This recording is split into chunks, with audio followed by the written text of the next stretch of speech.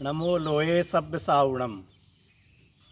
स्वार्थ त्याग की कठिन तपस्या, बिना खेद जो करते हैं, ऐसे ज्ञानी साधु जगत के दुख समूह को हरते हैं। क्या पंक्तियाँ लिखी हैं, विचार तो कीजिए। आप और हम सब जिस पारिवारिक वातावरण में रहते हैं, समाज के वातावरण में रहते हैं, जो जिस व्यापार में, राजनीति में लगे हुए हैं, वहाँ पर केवल हर व्यक्ति चाहता है कि कैसे मेरे स्वार्थ की सिद्धि हो। दूसरों को भले नुकसान होता हो तो हो जाए, लेकिन मुझे लाभ होना चाहिए, मेरे बेटे बेटी को आगे बढ़ना चाहिए, मेरा परिवार को का नाम होना चाहिए, मुझे स्वस्थ रहना चाहिए, मेरा नाम और यश होना चाहिए। जो देखो सभी कहते फिरते हैं, हर व्यक्ति स्वार्थी है, स्वार्थी है, स्वार्थी है। और स्वार्थ के नाम पर भी जो वास्तव में अगर कोई स्वार्थी हो तब तो बहुत अच्छी बात है। क्यों? स्व अर्थी। स्व माने आत्मा, अर्थी माने प्रयोजन वाला। जिसका आत्मा ही प्रयोजन हो, आत्महित करना ही जिसका प्रयोजन हो, अपना कल्याण कैसे हो, और जो अपना कल्याण चाहता है उसमें दूसरों का अकल्याण कभी शामिल नहीं होता। जिसमें सच में अपना आत्महित सम्मिलित हो, उसमें दूसरों का अहित कभी भी शामिल नहीं होता। अहित की भावना भी होता ही नहीं है, होती ही नहीं है। क्यों? क्योंकि जो अपने को आत्मा समझता है, अपने को जीव समझता है, अपने को वर्तमान में मैं दुखी हूँ, दुख के कारण मोह राग द्वेष अज्ञान है, क्रोध आदि कषाय भाव हैं, इन भावों के कारण ही मेरा भाव भ्रमण हो रहा है, तो वह कभी भी दूसरों के प्रति राग द्वेष के भाव करता ही नहीं है। स्वयं सुखी होना चाहता है, दूसरों को भी सुखी करना चाहता है। लेकिन लोक में जिसे स्वार्थ कहा जाता है, स्व का मतलब धन संपत्ति परिवार, अर्थ वही प्रयोजन, बस केवल अपने लिए धन, अपने लिए भोजन, अपने लिए पद, अपने लिए यश, अपने परिवार के लिए, चाहे वह उसका अधिकारी है या नहीं, अपने परिवार के बच्चे उस योग्य हैं या नहीं, लेकिन दूसरे के बच्चों को योग्य देखते हुए भी उनको पीछे धकेलना और अपने बेटा बेटी को आगे ले जाना। दूसरों का व्यापार नष्ट होता हो तो हो, दूसरों को नुकसान होता हो तो हो, लेकिन अपना स्वार्थ सिद्ध होना चाहिए। ऐसे स्वार्थी जीव वह स्वयं दुखी होते हैं, स्वयं दुखी रहते हैं, स्वयं आकुलित होते हैं और दूसरों को भी आकुलता का ही कारण बनते हैं। यहाँ पर मुनिराज इस बाहर के स्वार्थ को छोड़ करके स्वार्थ त्याग की कठिन तपस्या, इस स्वार्थ का त्याग करना बहुत कठिन तपस्या के समान है।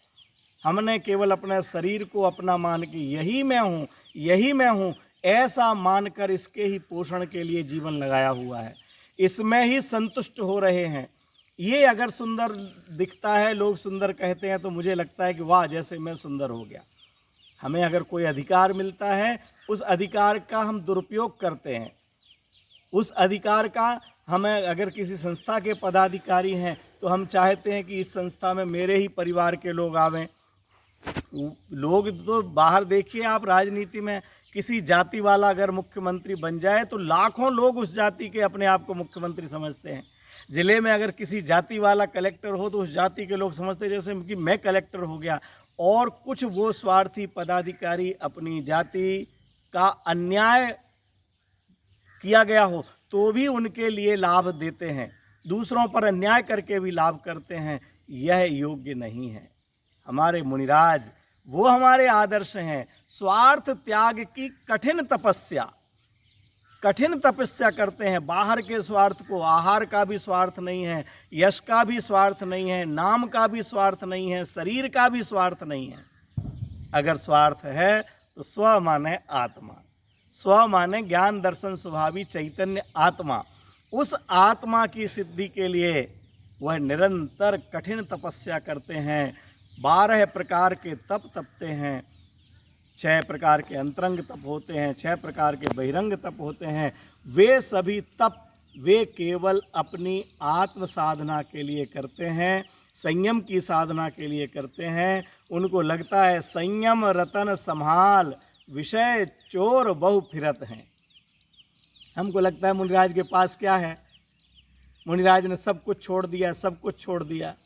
ये हमारी दृष्टि खराब है। हमने सब कुछ छोड़ रखा है। हमने अपना ज्ञान, दर्शन, चारित्र, सुख, अनंत वैभव, अपनी क्षमा, समता, सरलता, शुचिता, इन सब का हमने त्याग करके राग द्वेष रूपी गंदगी को अपना रखा है। हमने अपने परिवार को, अपने अनंत गुण रूपी जो परिवार है, उस परिवार का त्याग करके जड़ वैभव को अपना परिवार माना है। जो हमारे कुछ लगते नहीं हैं उनको अपना मान करके उनके लिए जीवन लगा रहे हैं। हम हैं अज्ञानी, हम हैं निर्धन, हम हैं कंगाल, वो तो है माला माल। उनके पास क्षमा है, मार्दव है, आर्जव है, शुचिता है, संयम है, ज्ञान, दर्शन, चारित्र, सुख, वैभव है। क्या नहीं है उनके पास? संयम रूपी रतन है, जो संयम रूपी रतन सिद्धालय तक पहुंचाने वाला है। आज हम सिद्धायतन में खड़े हुए हैं। ये सिद्धायतन उन सिद्ध स्वरूपी भगवान आत्मा का ध्यान करने के लिए और उन अनंत सिद्ध परमात्माओं को याद करने के लिए है। अरे इस शरीर से अपना ममत्व कैसे टूटे? ये सारा जो दुख है वह इस शरीर में अपनत्व बुद्धि के कारण, ममत्व बुद्धि के कारण, इस कुर्ते को मैं अपना समझता हूँ, तो जब ये फटता है, जब इसे कोई गंदा करता है, जब इसे कोई ले जाता है, तो मुझे बहुत तकलीफ़ होती है। मैं उससे लड़ने को तैयार हो जाता हूँ, उससे लड़ने मरने के लिए तैयार हो जाता हूँ। क्यों? इस कुर्ते को मैं अपना मानता हूँ। परंतु यही कुर्ता दूसरी जगह टंगा हुआ है और वो दूसरे का है, ऐसा मैं मानता हूँ। अरे यही कुर्ता हो, मेरा ही, लेकिन अगर मैं समझ रहा हूँ कि मेरा कमरे में रखा हुआ ये दूसरे का है, तो फिर मेरे लिए कोई वो उठा ले जाए, बारिश में भीग रहा हो, गंदा हो रहा हो, तो बुरा नहीं लगता है। ऐसे ही यह शरीर, इस शरीर में एकत्व करके, ममत्व करके, यही मैं हूँ, यही मैं हूँ, मैं पुरुष हूँ, मैं राजकुमार हूँ, मैं इस जाति वाला हूँ, मैं स्वस्थ हूँ, मैं अब रोगी हो गया हूँ। अरे जीव रोगी नहीं होता। जीव में जब राग का प्रवेश नहीं है तो रोग का प्रवेश कैसे हो सकता है? जीव को कैंसर नहीं हो सकता, जीव की हड्डी नहीं टूट सकती क्योंकि है ही नहीं। जीव को ब्लड प्रेशर नहीं होता क्योंकि जीव में ब्लड है ही नहीं। ये हम अपने आप को ऐसा माने, ऐसा समझें कि सच में मैं चैतन्य परमात्मा हूँ, मैं कारण परमात्मा हूँ, मैं आत्मा हूँ।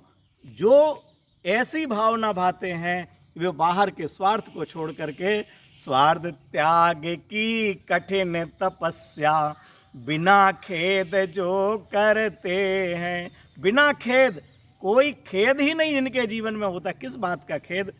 किसने सम्मान नहीं किया, किसने अपमान कर दिया, कौन उनको परेशान करने वाला है? किस बात के लिए आहार नहीं मिला तो किसको? उनको लगता है पड़ोसी को आहार नहीं मिला, और हमें अगर एक गिलास पानी भी नहीं मिला तो लगता है कि मुझे पानी नहीं मिला, मुझे इन्होंने सम्मान नहीं दिया, मेरे नाम के साथ जी क्यों नहीं लगाया, आदरणीय क्यों नहीं लगाया, सीनियरिटी के हिसाब से मेरा नाम क्यों नहीं लिखा। मुनिराज धन्य है, इस नाम को अपना नाम मानते ही नहीं है, इस चाम को अपना चाम मानते ही नहीं है। पुद्गल की रचना है, चाहे गोरी हो, काली हो, मोटी हो, पतली हो, आज छूटती हो। अरे छूटी हुई ही है, मेरे से भिन्न ही है। जब भिन्न ही है तो उसको छोड़ने का किस बात का गम?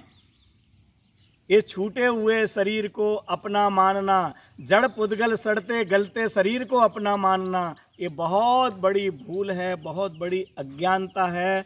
शरीर का अपनापन आगे और शरीरों को देने वाला है, और जो अशरीरी आत्मा का ध्यान करते हैं वो अशरीरी सिद्ध परमात्माओं में सम्मिलित हो जाते हैं। यह मनुष्य पर्याय, यह जैन धर्म हमारे लिए उन सिद्धों की जाति में सम्मिलित होने को मिला है। हम सिद्धों की जाति के हैं, हम नरसिंहपुरा नहीं हैं, हम दशा हुम्मड़ नहीं हैं, बीसा हुम्मड़ नहीं है, गोला पूरब नहीं है, परिवार नहीं है, हम केवल चैतन्य आत्मा हैं। ये जो नाम दिए ये तो कुछ समय के लिए दिए गए हैं, सामाजिक व्यवस्था है। यहाँ पर जन्म लिया, द्रोणगिरी में रहे तो द्रोणगिरी वाले कहलाने लगे, उदयपुर पहुँचे तो उदयपुर वाले कहलाने लगे, पुरुष के शरीर में पहुँचे तो पुरुष कहलाने लगे। सामाजिक दृष्टि से नरसिंहपुरा, गोलापुरब, बघेरवाल, पोरवाल के बीच में रहे तो वो कहलाने लगे। ये मैं नहीं हूँ।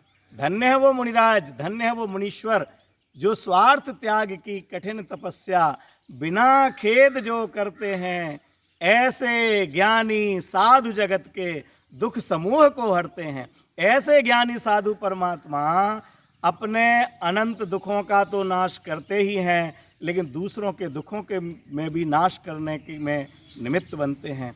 हम ऐसे साधु भगवंतों का स्मरण करें, ऐसे महापुरुषों का स्मरण करें, उनके जीवनचर्या को सुनें, उनके जीवनचर्या का विचार करें, तो हमारा जीवन भी धन्य हो जाएगा।